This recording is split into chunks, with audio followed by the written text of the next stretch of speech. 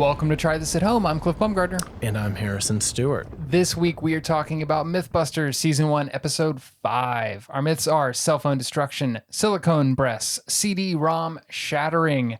And this episode first aired October 3rd, 2003, and is directed, as always, by Peter Reese. Harrison, what did you think about this episode overall before we hop in? I liked it. I didn't buy any of them. Yeah. Like it was one of those. I was like, no, maybe, but I'm leaning no. Yeah.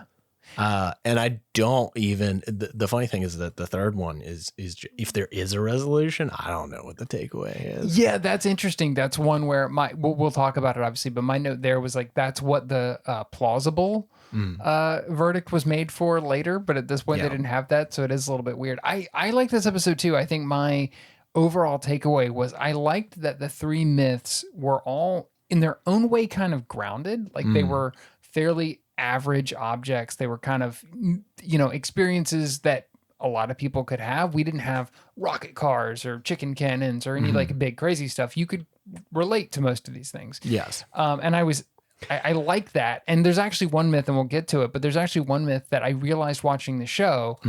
I think about it on like a weekly basis. I think about some of the aspects of this myth and didn't realize that that's gotten that from Mythbusters. Yeah. So like, I feel like we always talk about the unique magic of the show. I feel like that's one of those things is like, the way that these being little things that you could actually experience in your day-to-day life, it creates a callback for people. That's really nice. I will. One note that I did have overall on this episode is that due to just the nature of two of the myths, it felt the most of its time.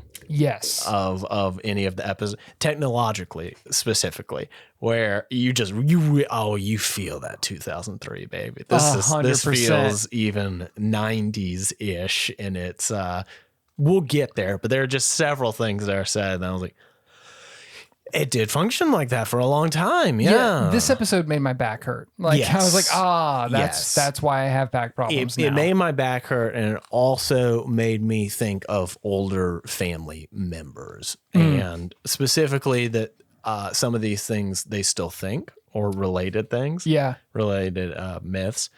And also, these are the ways in which they still communicate. Well, like at this point, it was like cutting edge. Like they talk about an email chain at one point, and I was like, "Oh my god, yeah!" This is before social media. You had to hand pass around an email, and then just knowing that my grandmother like forwards me things all the time. So does yours. Oh, totally. So does every listener. Yours as well. That did make me think, total tangent, but like if Mythbusters had existed like 50 years sooner, what would the myths have been? Like what would be our grandparents' Mythbusters? It's like, I don't know, but one thing that I'm sure of is if it took place... Yeah, 50. So like in the 50s, I would love to see like the paid advertising. Yeah. Like Jamie Heineman, like, and now we're going to take a quick break to talk about the one bang that won't let you down. Camel cigarettes. Boy, do I love every dentist's favorite. It's not a good Jamie Heineman. It's good 50s Jamie Heineman. That's 50s Jamie. It's like mid-Atlantic 50s Jamie. There's a bit of mid-Atlantic that slips in there. The facial hair is already... I don't know what... It took me to this episode to realize that Jamie doesn't just have a mustache.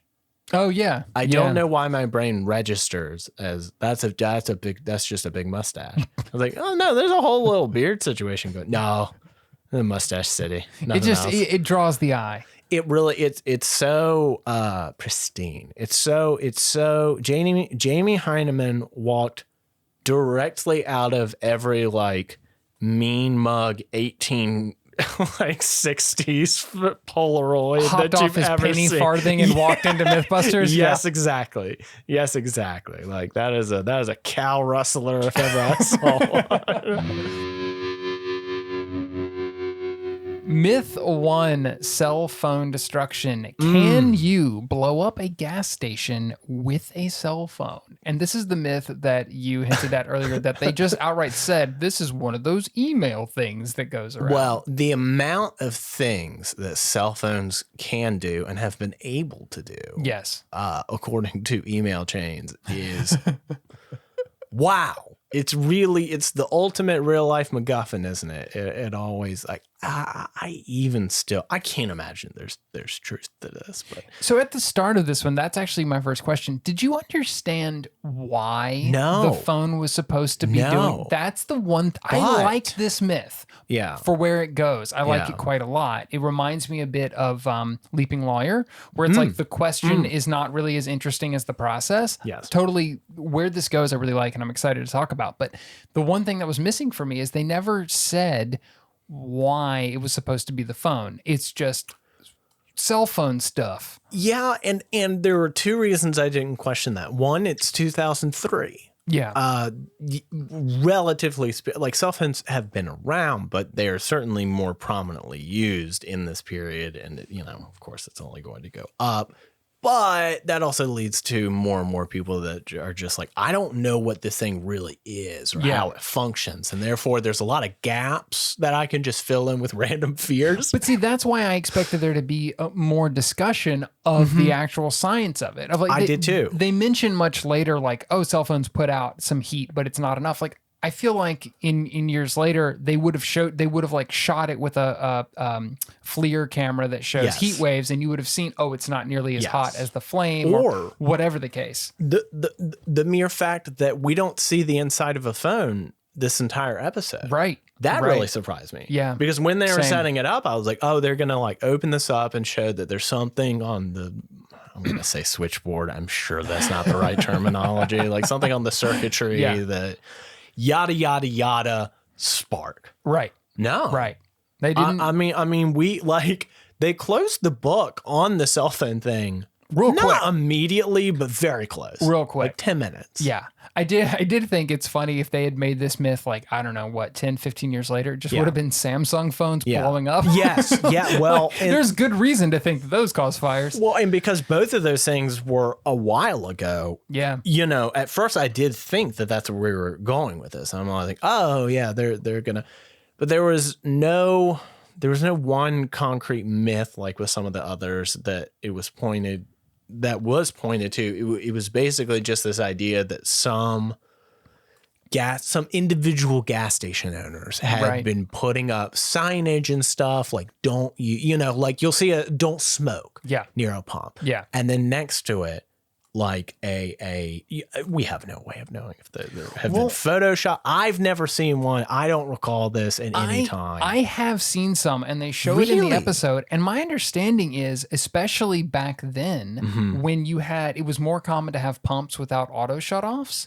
It was about not getting distracted and overfilling your gas tank. Nowadays, that's much harder to do. But I think it was primarily about distraction. Now, hear me out. Rather than fires. That's such a good point. Because now that I'm thinking back to the episode, all of that signage, it's just a phone with a line through it. Right. The smoking one is right next to it. So I think maybe the mind automatically associates that is both the a two. flammable warning. Yeah. And then perhaps that's where this myth really originates, is that someone just made a leap of logic, not necessarily an unreasonable one. No. But again, if you don't really know how cell phones work, you see this thing that's like flammable, cigarettes, understood. What's next to that? A cell phone. Perhaps flammable. I don't know how you cell phone. And it's 2003. Yeah, they did actually later on. They talked to that guy who gives the demonstration of static electricity and everything. Yeah, which that was super cool. That was and he super cool. says he's the one quoted in the original story saying, "Don't use your cell phone." Wow. Which I assume they didn't go into this in the episode, which I thought was a little bit weird. But I assume it was about distractions or about don't look away when you're pumping gasoline. That can be really dangerous. Yes. If you go back. Even before this, go back to late 80s, early 90s, you wouldn't have been able to take the phone out of the car. So you could have started the pump, gotten in your car, got on your car phone at the time, and then gotten distracted, gotten in a conversation, and you would overfill your gas tank. I can see that being the kernel of truth beneath this is that there is a danger to being on your phone at a pump, but it's not an explosive danger. Well, and especially one would assume, let me tell you, I don't know how car phones worked. I would assume that the vehicle probably needed to be on Yeah, that's a good point. So that's another like, because you're not supposed to have the car on. Right. I'm sure I have seen people bumping gas with the car on. I'm like, I can't tell you why you're not supposed to precisely, but I'm so sure. Yeah. I'm so positive that has been reinforced. This seems like a terrible idea to me. Yes. So, I mean, I guess, and also, there are so many bad ideas at pumps. Right.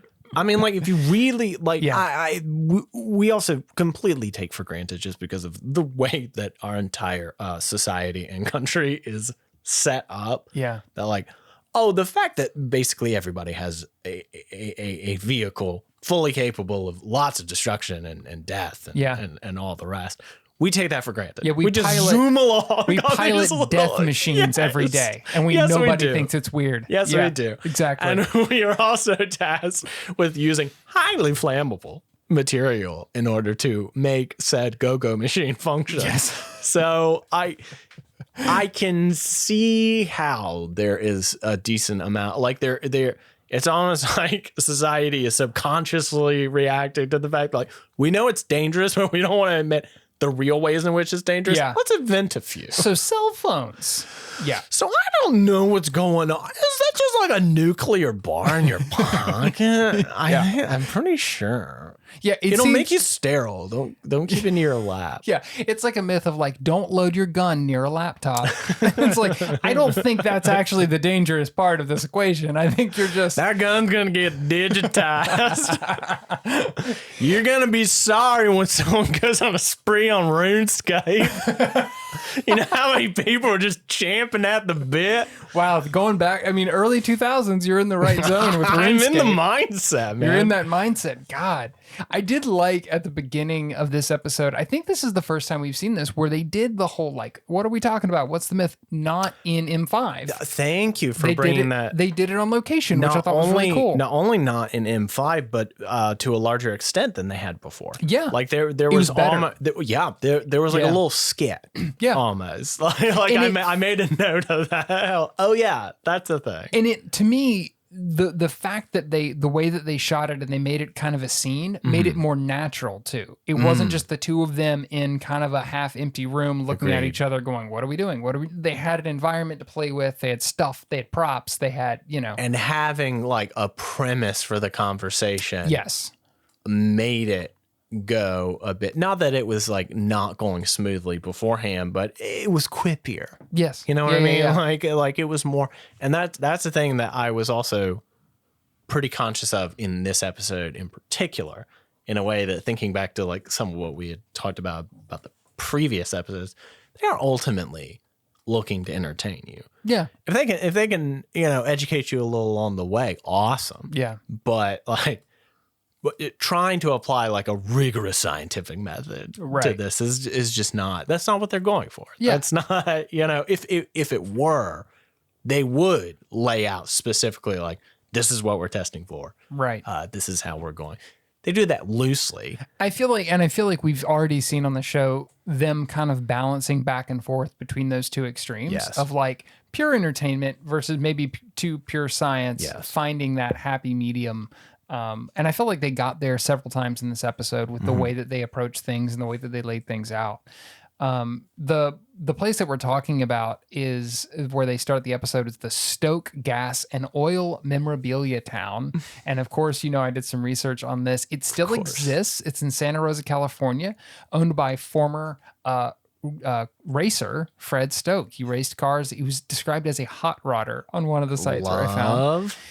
My favorite thing is it is still there, but I found an article from 2015 where basically the point of the article is encouraging people not to go because Fred's sick of dealing with people. I mean, I don't blame him. When you started that sentence, I certainly thought it was worse. Like perhaps we have uncovered that he also loves other types of memorabilia.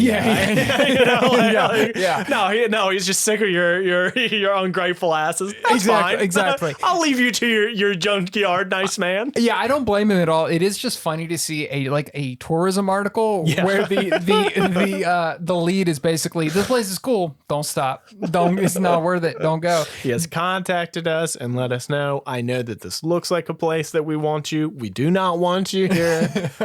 They did. These are my cans. Unfortunately, in 2016, they had a bad fire. No one was injured, but apparently it destroyed about $1 million of vintage vehicles. Oh, dude. I don't think the oil can collection was affected, but apparently there were vintage vehicles. It's like 7 acres of property where he has this thing. He and his wife bought it in the 90s. Cans were fine. Yeah, the world's most specific oil can collection. That does surprise me. I mean, they're oil cans. They're covered in oil, presumably. Right. Or oil resin. Yeah, you whatever. You have a flammable collection. Yeah, but those are fine. But those are fine. But the metal cars are what caught on fire. Listen, but yeah. It wasn't the world's largest metal car collection. It was. This is the largest 1-quart oil can collection in the world. There's over 10,000 different cans here. So specific.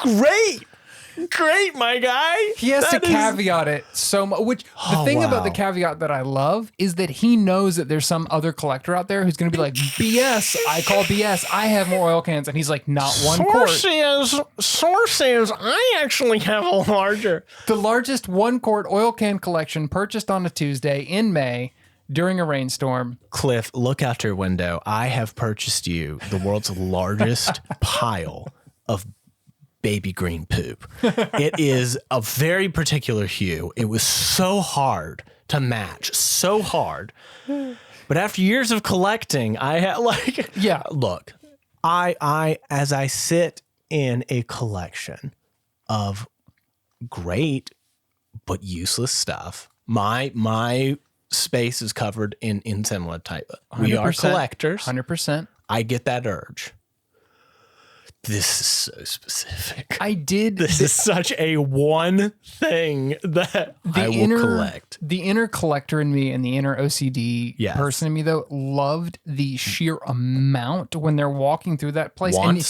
If you watch the episode or not, you can actually find someone has an entire Flickr set I found of photos from this collection of the oil can room. It's just amazing to see that. There's something like primal about seeing that many of one thing all together. I don't know what that is like triggering in your brain, but there's just something of like, ooh, abundance. I think I almost do. It's like seeing like a time lapse of a person or a super fun one. Sometimes I'll just look this up for funsies. Like Coke bottles over time. Oh, like yeah. There's something, there is something super fascinating, especially when you have it in such rigorous chronological order about seeing the passage of time through the substances that they were using to create these things, what the advertising looked like at the time, how they were trying to that part is super duper cool. And I'm quite sure that a lot of the earlier ones in the collection were quite difficult to find because drives, like supply drives, and all that jazz. And this is like early eBay at this point too. So I didn't even think about it's going to be a that. lot of like thrift stores and auctions and whatnot. Yeah. Cool thing about this place, about actually them going there, and they ended up doing some of their testing on site, which is also the first time we've really seen that, and it was super cool. But it adds to that Mythbusters world. It adds to that, just you see places on this show you're never going to see anywhere else. Like later we end up in another scrapyard, and it's so much fun, that expanded imaginarium of Mythbusters, that universe that they made is so cool. There's a place here not too far from us that looks a lot like this. It's like they have a collection of old gas pumps that I drive past all the time. And there's still, from watching Mythbusters as a kid, like I am so drawn to those like wacky Americana kind of kitschy places. And I think in the show is part of that. Like the world that the show created and was a part of is cool. It's just a nice extra bit that doesn't necessarily have to be there. No, but they were smart to do it. Well, and it also becomes like a part of the aesthetic of the show. 100%. I mean, like, I don't think you have American Pickers at all without this show. Totally. Like, I don't think that that's a wild stretch to make, because it's different, but a lot of the getting hyped going into junkyards and finding weird old stuff, that's the root of it, is it not? Absolutely. Absolutely. I mean, to just put that on TV. Like, as we've talked about before, the Mythbusters was sort of in the Wild West period of Discovery, where it was just like, oh yeah, we're gonna just take cameras out and see what happens, and it feels very raw in a way that, like, you know, and the firemen are still like super concerned and like unsure, like, haha, wait, but what are you guys doing? So the note that I made about that is they spend all this time talking about, like, not only are they talking about the firemen being weirded out when they're doing their tests and being like, worried, they keep like dramatically cutting to like these long lens shots of the firemen with their fingers in their ears and like being very like, ooh, the whole time. And then they immediately cut to the thing they're terrified is called the panty-static generator. Damn straight. It was such a like a little editing flex on those firemen. They're being like, ha ha, wuss. I did write in my notes that it is a literal panty bomb. Hey. I like that. I also love imagining some of the machinery, some of the things that they make in the show in any other context. Just being like, okay, so what does this device do? This one right here, right? This is a device that rubs panties on the seat of a car. Fascinating. Under what circumstances would you need such a device? And it turns out one exists. They got to, and then for them that was a tax write-off. By the way, we not just a hobby. All right, it's like $500 for the panties. Do you think that's per pair? It's got to be per pair. Can we spare a thought for the Mythbusters accountant? We'll round down to a cool $1K for the panties. I think that makes sense. But that's another place. We keep ending up in kink shops. Yes. I had a lot of thoughts about that part of this myth, and I guess we should just address them all at one time. Well, we glossed over it because the show glosses over it. Yes. like cell phone is like the book is closed on that, and then we're right on to the next thing before you can realize what we're testing for. And they jump to this weird place. So where they're trying to get to is the idea of static electricity. Yeah. Right? They're trying to get to this idea that static electricity getting in and out of your car, you build up static. If you don't discharge it, it can cause a spark. Science. And it can light gas vapor, and that really happens. And they talk about that is really a real problem that people face. Why not? All that is great. I love that part. Their story beats in between of how they got there. I do not understand. To the panties or So they first introduced, just out of nowhere, they say that this could actually be caused by women getting in and out of their cars. That's how they introduced this from the first line is, it's women getting in and out of their cars. Well, and but Cliff, don't just take their word for it. They did study. You mean Adam doing his best Disturbia impression from across the street? And this was precisely the moment where I was like, oh, yeah, it's not that scientific sometimes. They're like when I was... we're wrong for taking this seriously. That's on us. My bad. Exactly. Because like at first I was thinking about like, well, how are they just a little anecdotal survey? Okay, fine. But that's what I'm getting at. They introduce the idea out of nowhere that it's actually women getting in and out of their cars. Fine. Then they do this weird stakeout. Okay, yes. And after that, they say, women were 6 times more likely to get in and out of their cars. They have data. What could that possibly be? Actually, like, well, they were looking. Yeah. Cliff, use I. Use I sometime, actually. So then, so they get to that result that, it's women getting in and out of their cars. Right, it's women. And then they jump from that to, so we need to make static using underwear. Who gets in and out of their car in their underwear? Well, not even. Well, everybody who. I mean, in a way. Their underwear. In a way. No, but and also I'm so sorry for excluding my free ballers out there, my my commandos and D's, commando, but like DOE. Doe a deer, a female deer. Ray was a friend of mine. Guy. Yeah. Thank you. Bradbury.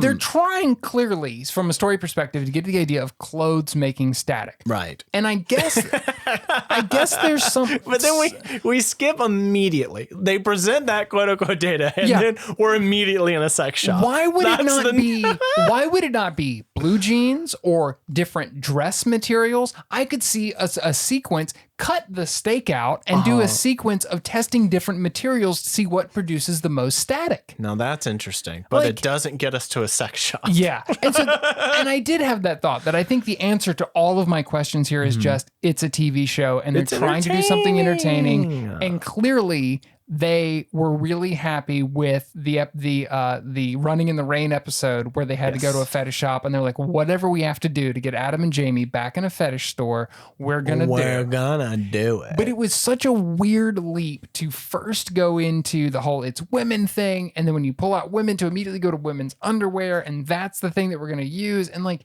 that whole part of this was just confusing to me. So confusing, and I don't know this is the case. I have no way of proving this. I like to imagine that every time they're like, we need a rubber suit, it's Adam that's like, I know a place. Like there's nothing. It's in the back of the monster shop. You walk. It shares a wall with the main warehouse. I mean that theory is supported by one of the things Adam said when he was like, at this point, it's just like a sea of rubbing and vinyl and wet car seats. It's like high school. Fascinating. Let your flag fly, Adam. Let it fly. Fascinating high school, Mr. Savage. I'm proud. I'm. Hey, someone's got to be. Hey, no kidding. This episode did one of the things I liked about this whole section, or this leads immediately to Adam rubbing panties all over a junkyard. There's that. Because I did enjoy that. But also in this one myth, we had two heavy hitter iconic lines. Two lines that are straight up. They are used in the open of the show for years. To the point that they are in our trailer. Yay! They're that iconic. So the first is when they are at the oil and gas place trying to do a test, and the firemen, as we said, are very scared about the size of the explosion. Jamie is not, and he says the famous, Jamie wants big boom. Jamie does want big boom. Of course you do, Jamie. There's something delightfully,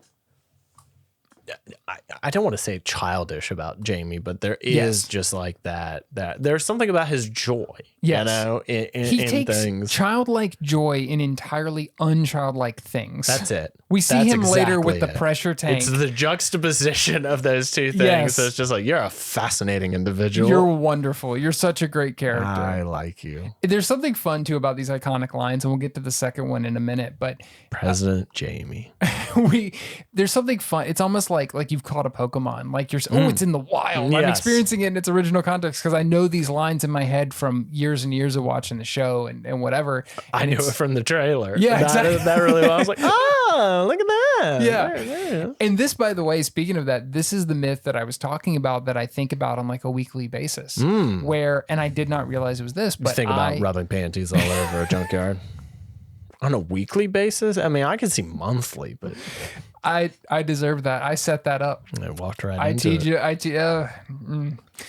No, I think about whenever I'm pumping gas about if I get back in my car, I reach in my car, I always touch the door of the car to discharge the static. And I just had a thing in my head of like, I remember there being something about seeing something at some point about static buildup being bad and that you need to discharge it. And I was watching this episode and I was like, there it is. And like anytime I pump gas, that comes into my mind. So probably once a week, I'm thinking of this episode of Mythbusters. Now I see it. Now that makes sense. I feel like that should have been on my resume to host this show.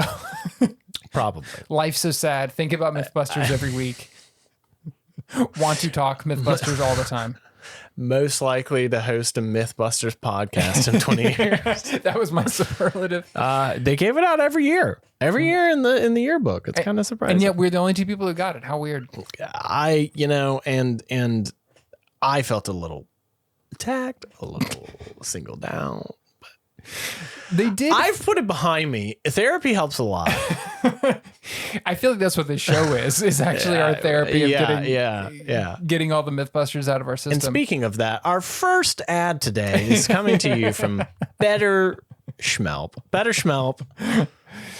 Schmelps you find schmerapist. I did, despite all the weirdness in getting here, when they finally got into the testing, I mean, it's some of the great Mythbuster stuff. Yeah. Everything from the blast shields that they're using and all the tests that they're doing and the explosions and everything. I love that they introduced this, and we talked about this on a previous episode. Mm-hmm.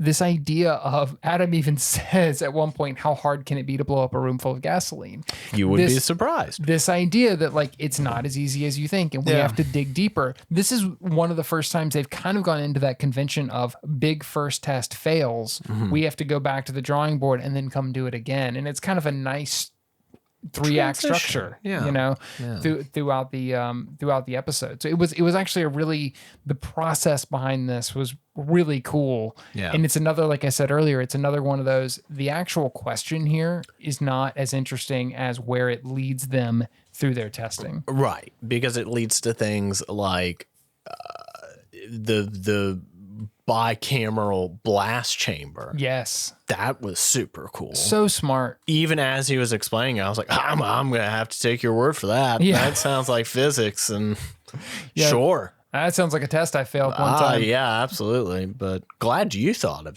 that. One of the best transitions to me is they're out in their, in this pretty big open area, and all the firefighters are scared of what they're doing. And they're like, it doesn't work. We better go back to the drawing board. And then it cuts to them doing the same explosions in a much smaller space next to a wall of flammable stuff. So many banker boxes that are made of paper. I don't know if you know this, because they're all made of paper, and that thing exploded bigger than anybody thought, very clearly. And so this is where Did you see what they were marked, by the way, those boxes? Oh, so that's a favorite thing of mine that we talked about a few episodes ago. Is I'm trying to keep track anytime there's a good shot of the wall boxes. Okay. And so throughout this episode, I did keep a running list that we can talk about at some point, because they all the tests at some point ended up back at M5 right in front of those boxes. So we got a right lot in front of those ultra flammable boxes. Yeah, right. A lot of flames right in front of all those paper boxes. So many flames. All of the ones in this section were marked toys. There's a lot of toys. It's like 4 or 5 different. It can't be what we mean as toys. It can't be. It was their other trips to the fetish shop. Oh, wow. I did. Potentially. That's at least part of it. I was thinking that it would be like toys, and it's just like grenades. Just some fun things to bring out. Oh, we're just, everybody's passing around the plastic dynamites and I think the things I wrote down from this one was toys, lots of toys, like from the Matrix. Squirrel cage fans, which is just a fun name. I assume that is some industrial fan, machining fan, but squirrel cage is just fun to say. It'll probably come into play later. And then my favorite was one that it was like, I can tell my fellow geeks named this box. It just said sports balls. Very good. Very good. Very clear. Who did that. Over that. Now, what I don't like about that is that you will recall this is 2003. Yes. I thought sports ball. It's certainly not a new joke. I thought it was like a 2012 joke. I mean, I didn't know we were talking. I didn't know 9/11 had happened 2 years prior when we're going around saying sports ball. I didn't know that. I like that 9/11 is your reference for essentially memes. For a lot. It's weird how it had such a big effect.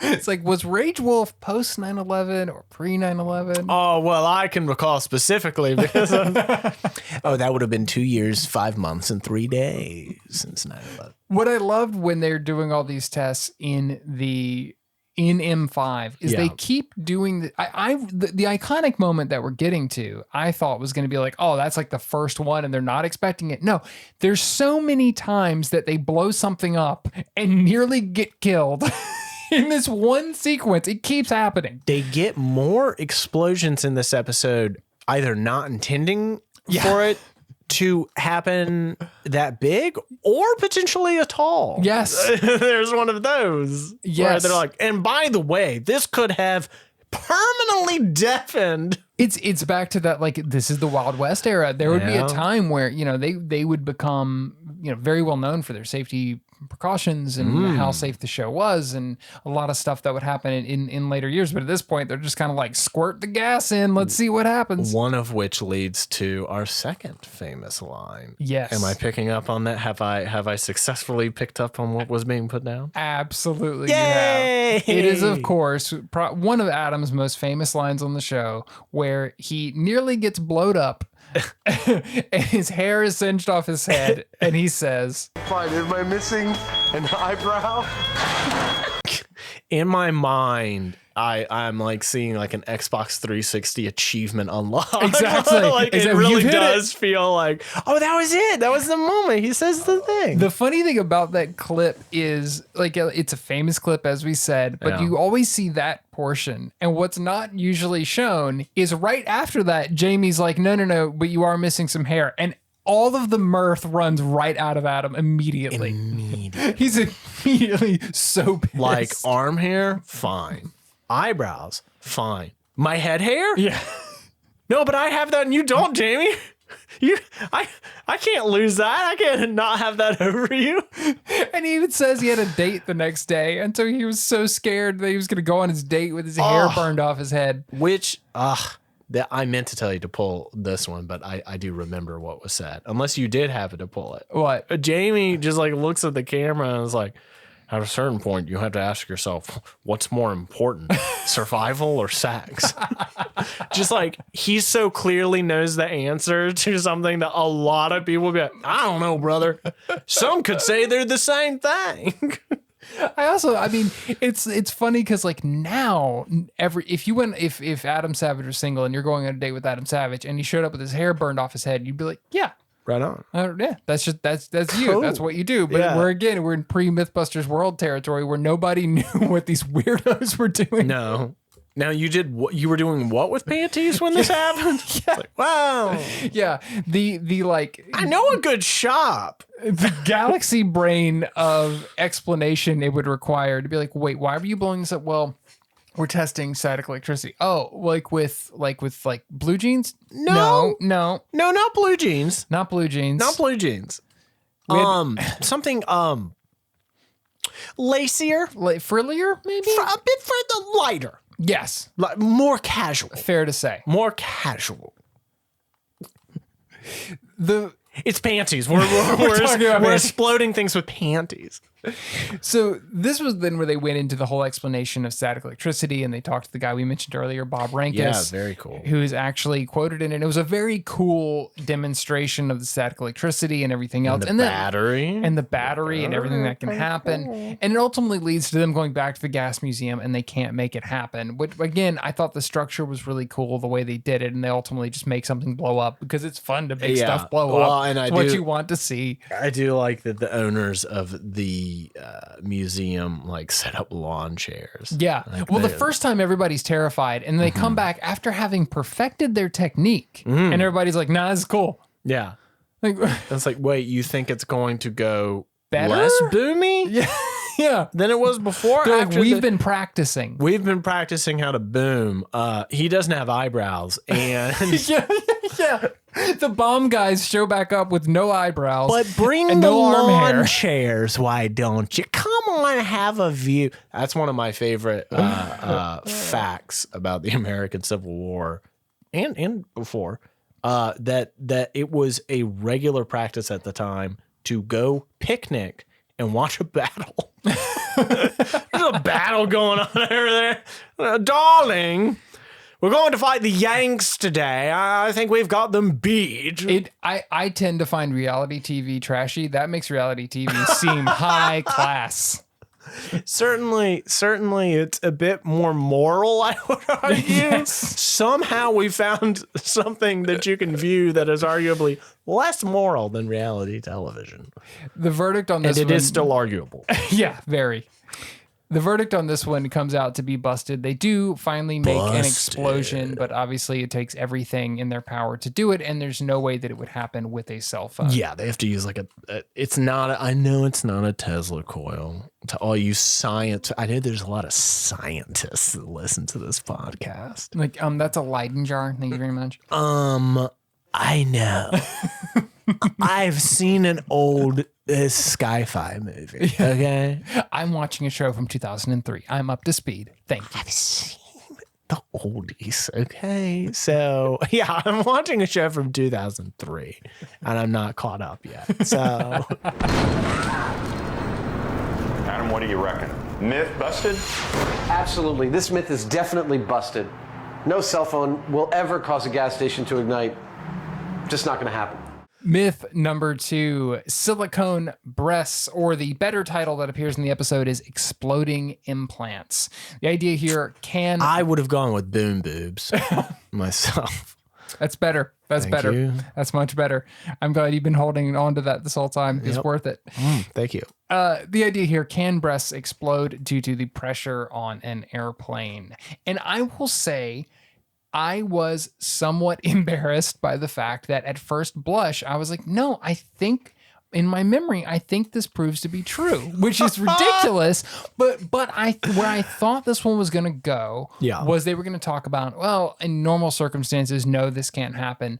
But there was like a line of implants that were faulty, and they're going to kind of like they do later on with the CDs, where they mess up the CDs or get into different materials. Exactly. And I have in my memory this working. I don't know if this gets revisited later or what the case, and like they find a way to actually do it. I don't know I don't know why that was stuck in my head, but I initially wrote down like, this seems plausible to me. And then later I was like, if this happened, we would hear about it so often. That's exactly what I was about to say. There's no way. This is not a thing that one does not know. Yeah. Like if this is not even a regular occurrence, if this has occurred. Yeah. Ladies' titties bursting at 5,000 feet. Like you're telling me that's not the news story of the century? Yes. Nah, dog, that's not. We would have heard about this. Yeah, Reddit would go the nuts New York every week. Times would have, would have flown Michael Barbour. I'm Michael Barbour. That's your second Michael Barbour reference on this podcast. That is so specific. When you're listening to it every day, you start to pick up a few patterns. Would you say that that's fair? Yes. I just wanted you to set up the and then you just like warned guy. I was like, oh wow, I'm about to fumble this entire joke if he doesn't. I wish the listeners could have seen your eyebrow raise so worried over the microphone. So worried, like, come on, buddy. Come on. I'm teeing you up. And I was like, I don't know where, I don't see the ball. I don't know what's going on. And I swung, and he happened to throw it. So, sometimes it works out. I had a question at the beginning of this myth as well, which is, can you think of a better place to have your weekend coffee and donuts than the metal scrapyard? I can't. Jamie makes If you're asking me, I certainly can't think of a better use of my time, energy, resources. To your earlier point about Jamie being wonderfully childlike in the strangest ways, his excitement over talking about, I'm here every Saturday, they have coffee and donuts. I just had this image in my mind of Jamie stashed deep in a cruller, and it made me so happy. Because you at least see the coffee. Yes. It's just coffee. Like that thing was in a cardboard jug. That's how it was served. I know the type. See, I pictured that they have an old pressure tank that they put it in the scrapyard. Oh, really? I imagine that they constructed like a 20-foot French press. That's not till season 3. Fair. I got to get some extra hands on for that one. It was great to be back at the scrapyard, though. Like we were saying earlier about the world. I love this stuff. I love these places that they go and seeing them go around and all the stuff that they find. It made me genuinely go like, that would be fun to go hunt around at like one of those sorts of places and just see what you can find. Yeah. It was great. It did me as well. This was also the myth that we got one of the unexpected near deaths. They were just pressurizing a chamber. Yes. And I guess it busted. I think they said a seal busted. Oh. That is one of my other like lifelong takeaways. I wonder if Boeing made it. Coming for you, babe. Got him. One of my other lifelong takeaways from Mythbusters is that nothing is scarier than pressure vessels. Yeah. Oh my God. When they get much later on the show into hot water heaters. Yes. It is some of the scary, like the explosions are one thing and like C4 and all that stuff, but you don't keep those in your house. No, not usually. Not unless you're Adam or Jamie, then I could see that happening. But in most circumstances, we don't have C4 or grenades in our house. But like, oh my God, the stuff they do on the show with pressure vessels, that is so terrifying. Well, so it's not working, the experiment, right? Like at no point does anything really happen. So like to fill some of the space, Adam just talks about for a while, like what happens. Yeah. It's like, and then, you know, like your eyes pop and your brain turns to jelly and runs down to your boots. And just like in excruciating detail. Like, yeah. all right. Okay. I thought we were just talking about some blowing up boobies, but What happened to the boobs? Oh, they're fine. Yeah. Oh, they're totally at fine. least the boobs are fine. Yeah. The story was also pretty violent. Yes. Did you notice that? Because I like actually imagine, I'm like, oh no, not that way. All of those on this episode, there was like definitely a theme in this episode of just household stuff exploding on people. A lot of bodily harm. Yes. A lot of thinking about things lodged into flesh. A lot of ballistics gel dummies. Lot of ballistic gel dummies. That's one of the things I wrote down for this episode. It's like we've talked about a lot as different things have appeared for the first time. And I was like, man, some of these things like the ballistics gel and the blast shields and all that, once they were there to stay. Like they were just part of the show. Now it's not Forever. even, we're already at the point where it is like, oh, we're going to blow something up. We need a ballistics gel dummy. And it's just part of the language of the show now. Yeah. You know, we haven't seen Buster again. I noticed that. I thought that he was coming. Like when they were talking about, well, I guess mainly in the next one. When they were talking about lodging things into human flesh. Oh, I was yeah. like, Yeah. Buster? I Like, I guess- thought that they might give him like a flesh suit. So I think that I was hoping they would give him boobs. That's not even a joke. I did think that's where we were going. I was actually Busty a Buster. busty Buster. Or they have to get Buster like a girlfriend. And her name is just Busty. I did. Hell yeah. Unlike us, they were quite mature with most of this episode. Relatively, yeah. Compared to some of the other stuff that we've seen in the past. Compared to some other low-life hacks. Yes. Who would cover it 20 years later. Just go nuts. But they actually were like, they were pretty, I mean, I think they recognized well that behaved. unlike some of the other myths that they've done that involve like body parts or whatever, like if this was true, this would be quite horrific. Like there was sort of That would explode somebody's chest cavity. Yeah, it's a pretty heavy myth when you think about it in that sense. Yeah. It is like it's more intense than it initially seems. Drainage, like there's just so much body stuff. There's a lot of body horror in this one that's just like, There is. No. Yeah. One thing I wanted to call out very specifically that I found in my research for this show. So they had a really interesting segment where they came out to Duke University right here in our home state of North Carolina. Yes. And second time this season they've been in North Carolina. And they come to Duke University to talk to a doctor who is walking them through. They have like a barometric chamber and they're talking about all this pressure stuff and this test that he's done and all this kind of stuff. And it was really cool. And as I typically do, I decided, I was like, hey, this guy's at Duke. I'm going to research him and maybe I can reach out to him. Yeah. Unfortunately, I found out that he passed away in 2020. But that's recent. and it's recent, and I probably wouldn't have included that in the show, except it sent me down a rabbit hole of reading about this guy, and I have to share this information with the listeners. So Right on. let's just start with the fact he's a former U.S. Navy SEAL. Dope. Who then went into research, and his research focused on physiology of breathing and exercise in special environments. He was a lifelong diver, and he specifically studied the bends and a lot of different things involving pressure on the body. And when he passed away, I found a website called the Divers Alert Network that put out a eulogy. And I just wanted to read this one section of the eulogy because it's so amazing.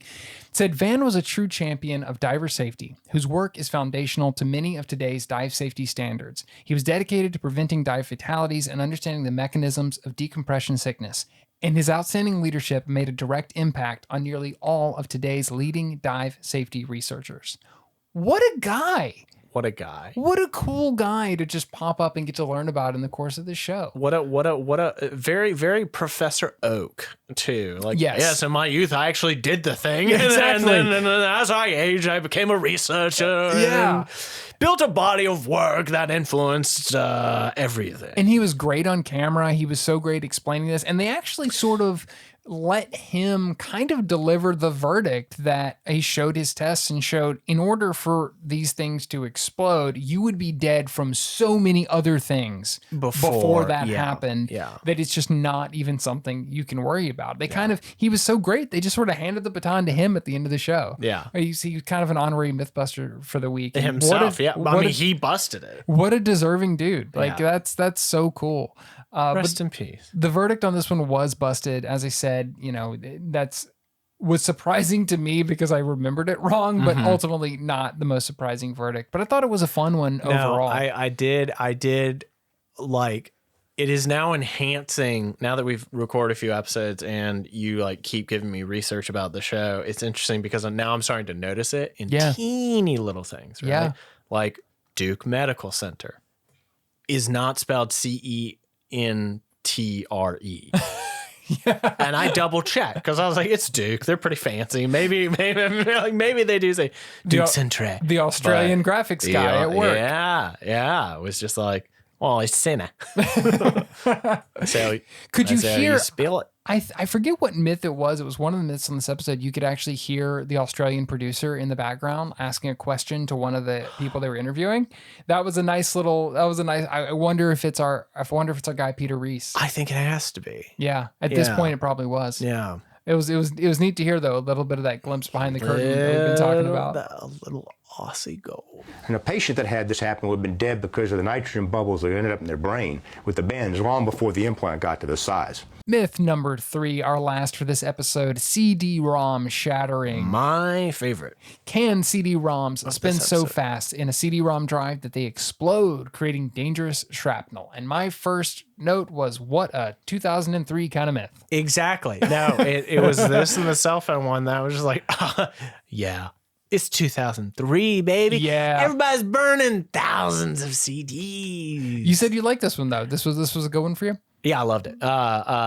Largely because this one had, first of all, it proved like surprisingly doable to a certain extent. Yeah. Like I did not think that they were going to be able to just, okay, we're not talking like a split in these things. We're talking a vaporize. Yes. They are going so fast and break so fast that the high-speed camera cannot catch them. All they get is the warbling. Yes, and then just like a second passes like yeah.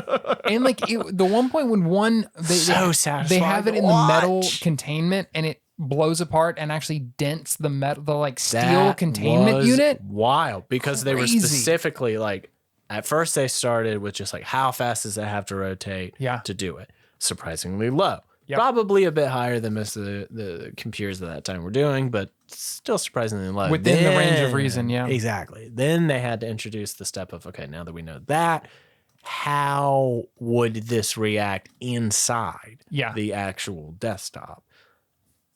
And it's a thick steel box, and this thing is just going so fast, because it's not like CDs are that hard. Yeah. It's just going so fast. It's just like, it just dents it. It's wild. I really liked a popcorn bag. I really liked how they started with weathering the CDs, and they exposed them to sunlight, rubbing alcohol. They microwaved one. They did all this kind of stuff and then to weaken it.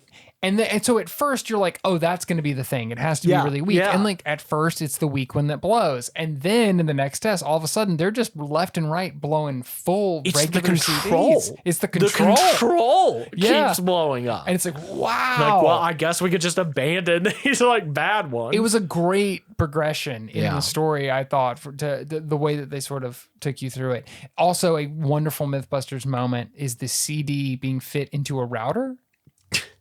Where Jamie just rocks up and he perfectly has a CD affixed to like a hand angle grinder or whatever. So good. So great. Where else are you going to see that? Especially since, like, if Adam is the one being like, have we gone too far, perhaps? Yeah. That's like, wow, that's a pretty nutty idea. It kind of felt like another achievement unlocked in the beginning of Jamie building a death machine. Yes. That goes way too far. I have a specific memory in years to come of kind of where that tops out is completely with horrifying. Mechagodzilla. Yes. He builds Mechagodzilla. It's his fault. It's his fault. And this is a great start to it. Like you said, even Adam being like wide-eyed of like, oh boy. Huh. The madman is at it So we just didn't ask anybody. We just did it. We just did it. Okay. Cool. Did you notice the kids show segment that they put in the middle of this? The montage of how fast things spin. With the wonderful Comic Sans font at the bottom of the screen and Jamie just posing like a Nickelodeon host being like 32,000 RPM, this and this. And then the last one being like, I don't know, but it's fast. Yeah. I was like, it's this just is like too fast. I was like, this is the kids show version of Mythbusters. If Mythbusters was made for kids, this is what it would be. Yeah. I mean, but I also love the bit where, like, in order to give it more juice, they like plug it in and it just immediately shatters like the second it has more power. So yes. Like, gone.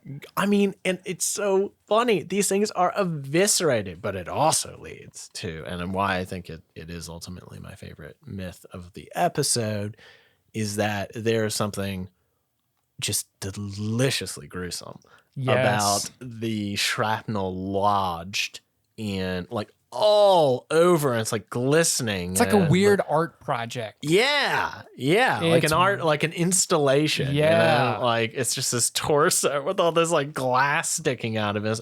It's a statement on, like how society, it just cuts you up. Impermanence of data. And, the ever-shifting nature of light and knowledge. And that it's fun. Information as well. Blow stuff up. Don't forget information. They even got into a discussion at one point about like they cut to some scientist about the future of like data technology. And the funny thing to me was that his point is, the CDs are going to get so good that the speed's not going to matter anymore. Not, we're not going to be using these things in a few years. Yeah. Nobody's these are going out. I thought the same thing.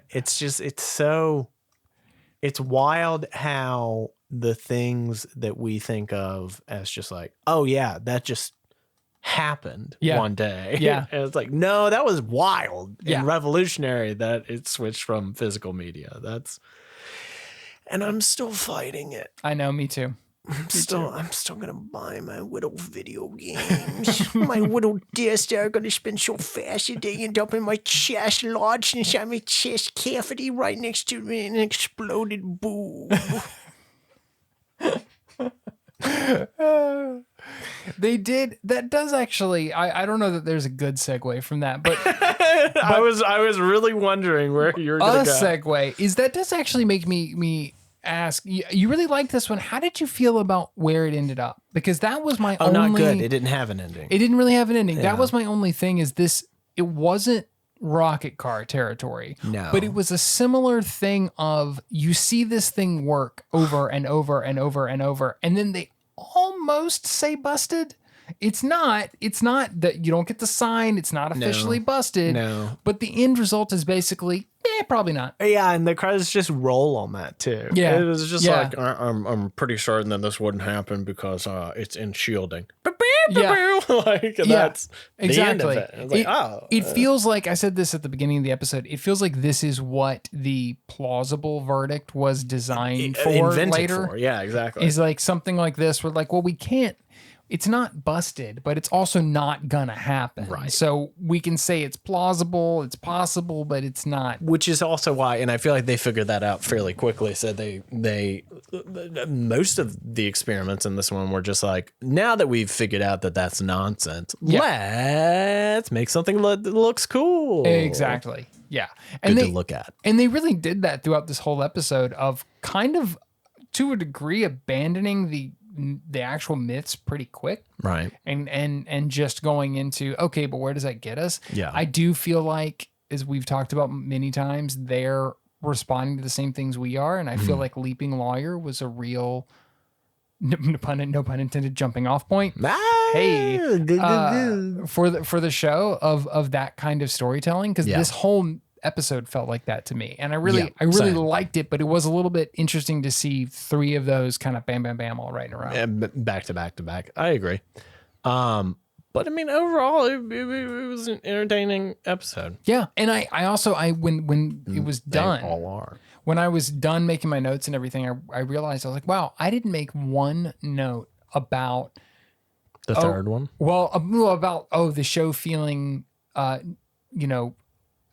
feels outdated, or this feels, they finally did this new thing or whatever. Yeah. It just feels like the show now. Yeah. For those first, especially the pilots, but these early episodes, we've continuously been like, it's not Mythbusters yet. It is now. Yeah. We kind of blew past it, but did you notice you got your sound effect on the busted sign? I sure did. Everything's there now. Ka-chunk. It's full-fledged Mythbusters, and it's busted. I just feel like I'm back to watching the show. It's like, it's great. Yeah, just overall, and also we're they're getting better at knowing what looks the coolest on camera. Totally, more and more high speed. Only going to improve. More and more high speed, more and more of those kind of setups. They're learning how to set up M5 for experiments in a really cool way. Hopefully, they don't burn it down before.